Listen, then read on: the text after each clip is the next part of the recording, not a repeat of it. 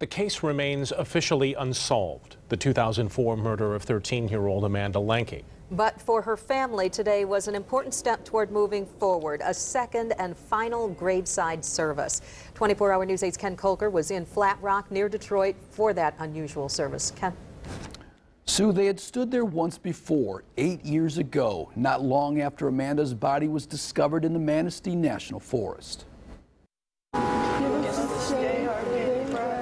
It just feels like the first time all over again. But at least this time we know she's complete.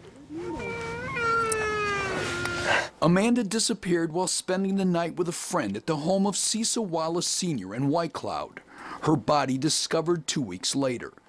But as police worked the case, they held on to some of her remains as evidence, only recently releasing them to the family.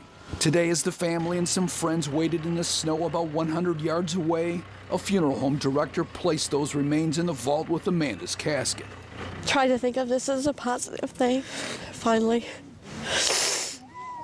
Letting her rest properly, and we know she's in heaven, we know her spirit's whole, it's always been whole. But this is another form of closure for our family and for Amanda. The next step, getting answers. They are certain that Cecil Wallace Sr. killed her, but he killed himself before police could charge him. Still, they want to know exactly what happened, and they believe that others were involved. Amanda's big brother, James, who was 18 when his sister died, stood alone for a time at her gravesite.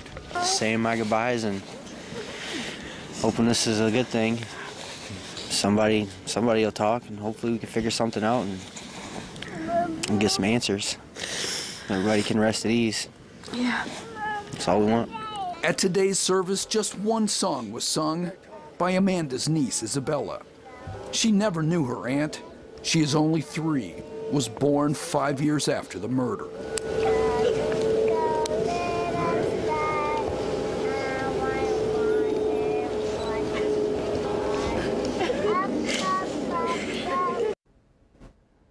Prosecutors have charged Cecil Wallace Sr.'s sister and her son with perjury in the investigation. The cases against them are pending.